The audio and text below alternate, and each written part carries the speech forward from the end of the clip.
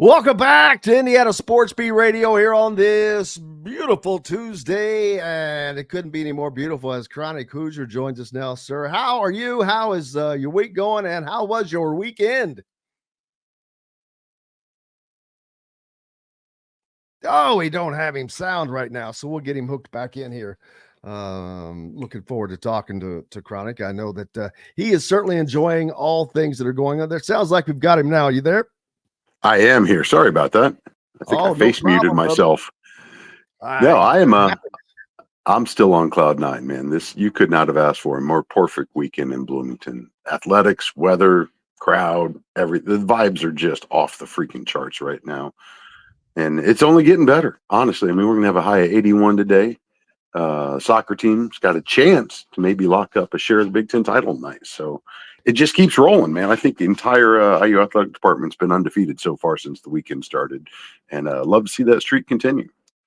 It is a good time to be an Indiana fan, that is for sure, as the football program, we know what's going on there, which is just off the charts. You've got Indiana basketball that has started. Well, it's not, to me, it started. I don't care if it's an exhibition or not. Once you start playing, you've started. Now you may start the regular season later on, which they will, but when you travel to Knoxville to take on the 12th ranked Tennessee Vols, I don't care if it's exhibition game or not, that counts as the start. And man, that's a huge win for Indiana. It was not pretty. The shooting was not good, especially in the first half.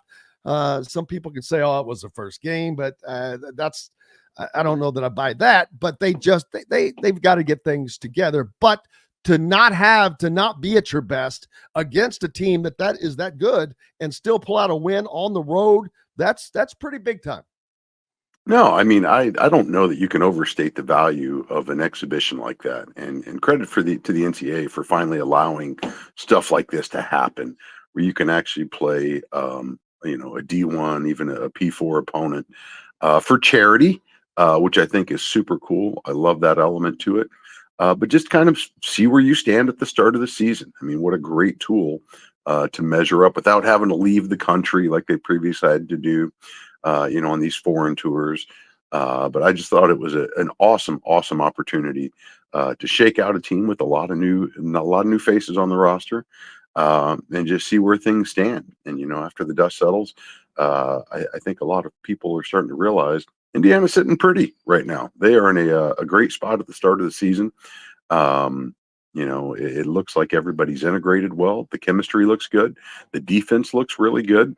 And I just don't know that you can emphasize enough how valuable it is to go into a home arena on the road, and play before the season ever starts. That was just perfect. And yes, the shooting was rough. The offense was a little choppy in the first half. But I don't know that folks fully give credit to just what a phenomenal defense that Tennessee year in, year out puts up.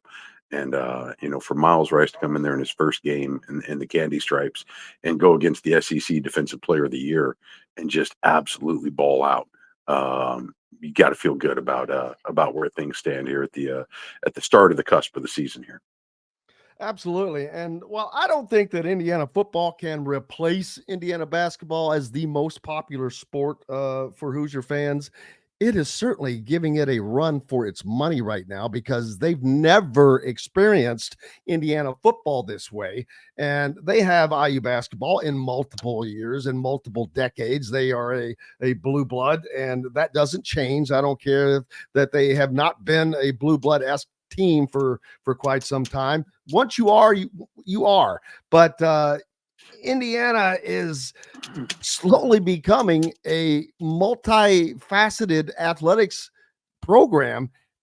But most importantly, with football, it is the most important because that is the engine that drives the athletics economic train.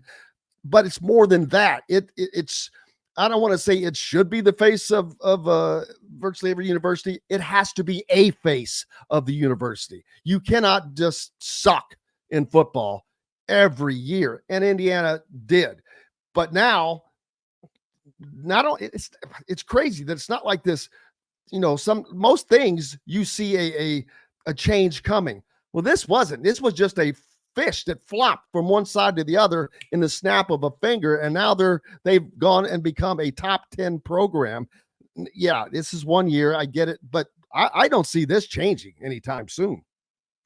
No, I think the only thing that really takes this thing off the rails is the loss of Kurt Signetti, to be totally honest with you.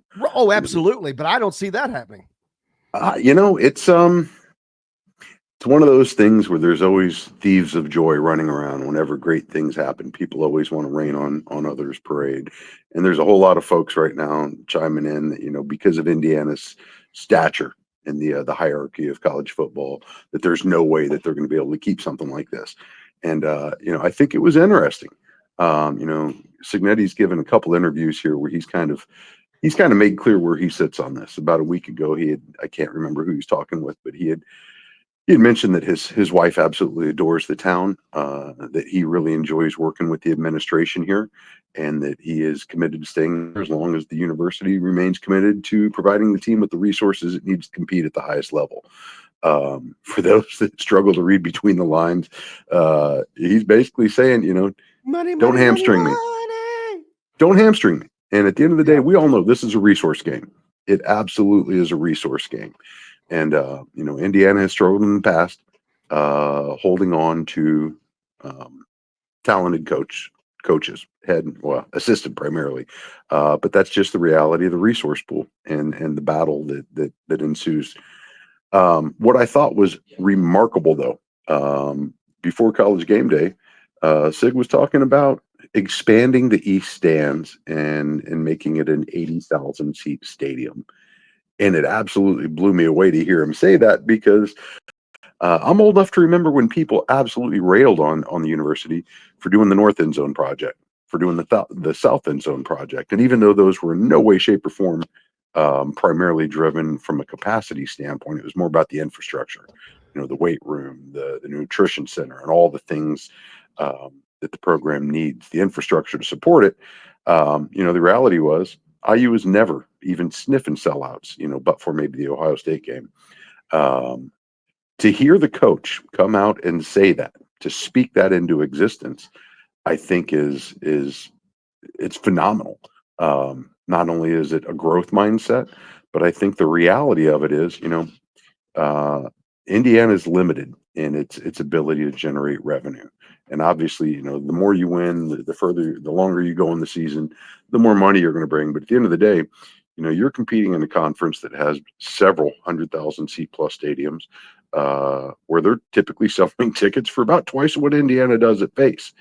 And that's just a monumental deficit to overcome. And obviously, you can always raise ticket prices as demand continues to increase and climb.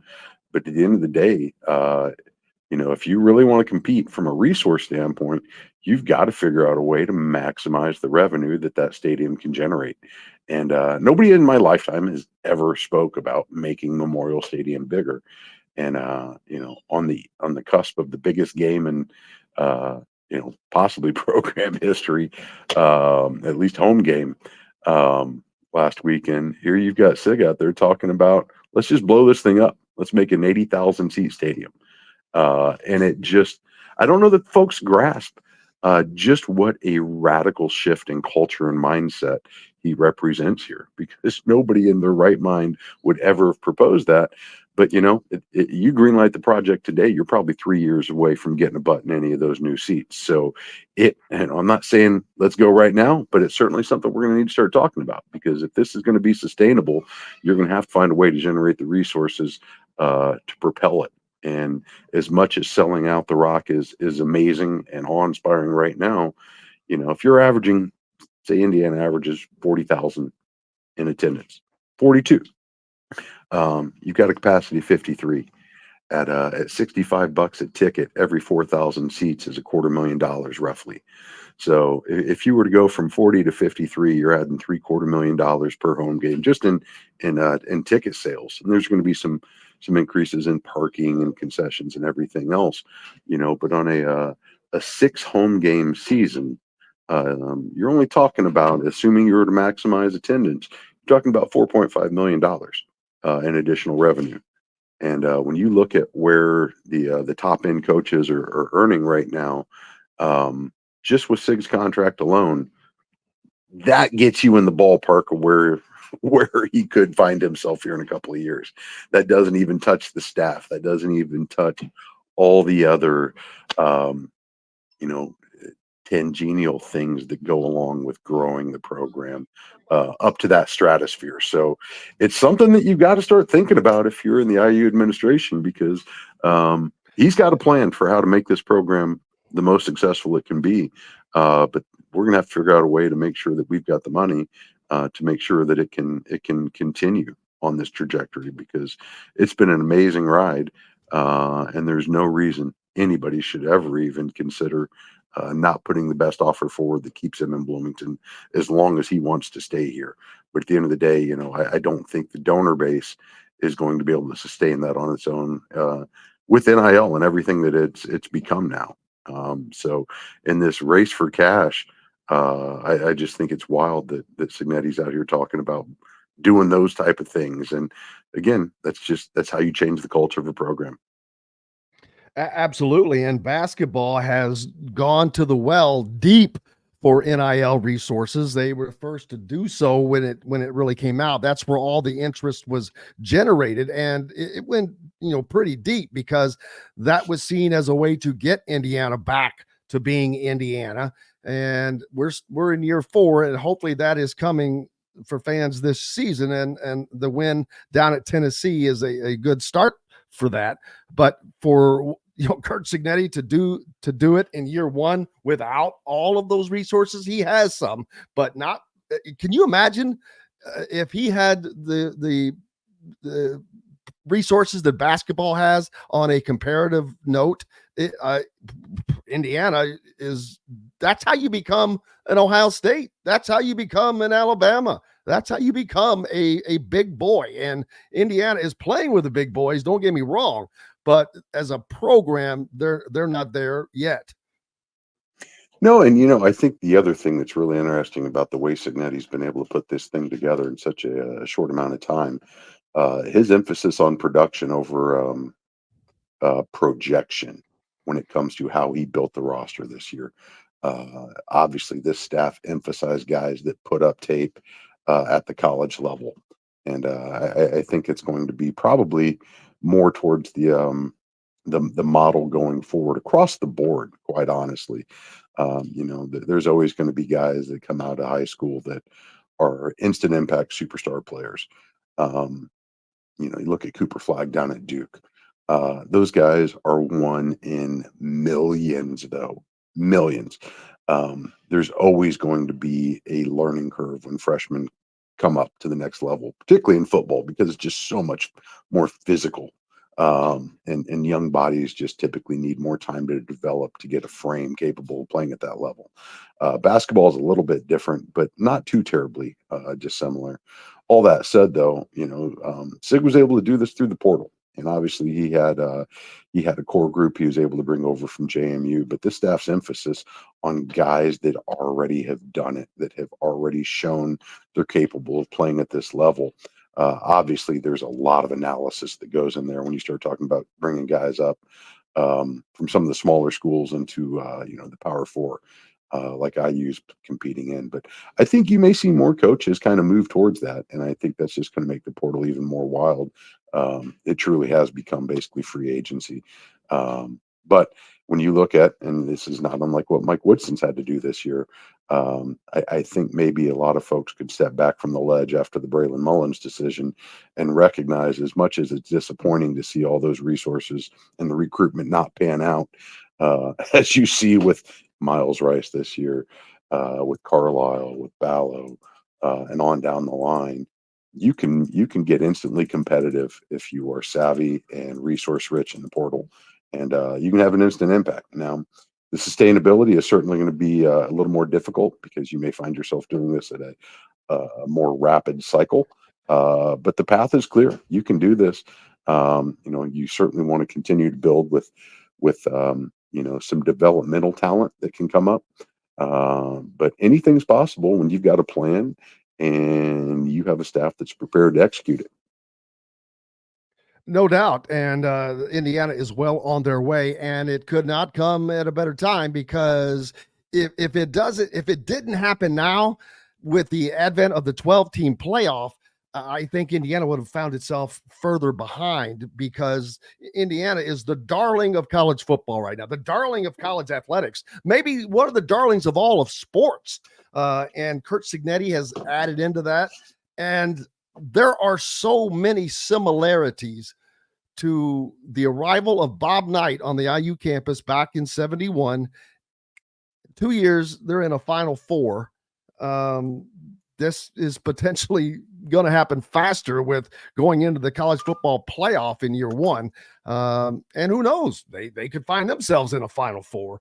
But it happened fast. Not that Indiana basketball had not had success before. Obviously, they did, with 2 national titles being won before that. But it had been a lull, and it still wasn't the juggernaut that it would become after Bob Knight's arrival. And I'm not saying Indiana is going to be a juggernaut in football, because, but I think that they're going to become one of those programs that is in that mix. And I think we're starting to see, in college football at least, the juggernaut kind of being watered down a little bit. And I think that's great. Everybody was sick and tired of seeing Alabama in the national championship game every year. Well, that's going away now. And a big part of that is because of the portal and NIL. It has really equaled everything out, including programs like Indiana, who now they're getting it done right now on coaching and smart player development and getting the right players in. But what is Indiana going to be like when Kurt Signetti starts landing these 4- and 5-star recruits that he's coming in? Remember, people, Indiana has never had a single 5-star recruit on the football program. Not one have they landed. Well, I expect that to change. But, man, can you imagine what this program is going to be like when he gets the players that he likes that are also 4- and 5-star type talent? You know, it's interesting because with all the changes that NIL has brought, I can't remember who I just heard discussing this weekend. Former coach, gosh, I wish I could remember. Former football coach was talking about the fact that NIL is not new. The only thing that's new about NIL, as far as direct compensation of the players, is For now some it's being teams. done. It's being done in an open market, and everybody's participating in the market. Or at least, you know, to the best of their abilities. Previously, schools like Indiana prided themselves on deliberately not engaging in that market because it was against the rules. Everybody knows it's been happening. Everybody knows it's been happening for decades. Check in with the Kentucky basketballs and your fans in your life and ask them about some manila envelopes. This is not something that's new. What's new is everybody's allowed to do it now legally. And it's amazing how market forces work like that. When everyone is engaging in the market rather than just a select few in an illicit market.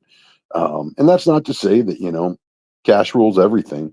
It certainly tips the scales quite heavily. At the end of the day, you've got to have the right staff and you've got to build the right chemistry. That goes a long, long way. But it gives you the opportunity now to compete against the schools that were previously engaged in that market when you weren't. And, you know, this is certainly going to continue to cause some settling as teams try to figure out how to raise the resources that make them eligible to participate in that market. But, you know, it's one of those things, though, and I would imagine you're going to see a massive spike in contributions to IU's NIL efforts after the success of this season, and that hopefully will continue to grow and snowball on them. But success breeds success, and you know, Absolutely. I think there is going to be a lot of players, both in the portal and in the high school ranks, that are just licking their chops at the chance to play in Kurt Signetti's offense. And hopefully, after a game like last weekend, looking at that defense, going, man, I'd love to be the guy making those big plays and finding myself on SportsCenter too. So, complimentary football, man. I said on Saturday, it's an absolutely beautiful thing, and that's one of those where success often spills from one side of the ball to the other, and often from program to program. So, you know, there is very much a belief that a rising tide's going to lift all boats. And, if you're on the field hockey team, you got to be loving what's happening over on 17th Street there, because the cash register's ringing, and hopefully everybody's able to share in some of those riches. Yeah, absolutely. And we talked about expanding the stadium, and I've left this comment up on the Facebook or the YouTube thing here for a minute. Memorial Stadium, they need a new press box. And when I say press box, it's not just the press box. The press box is the least part of that. It is the suites that goes along with that. They need a deal that goes from end zone to end zone on that west side that would encompass a new press box, but more importantly, new suites. That is what's needed.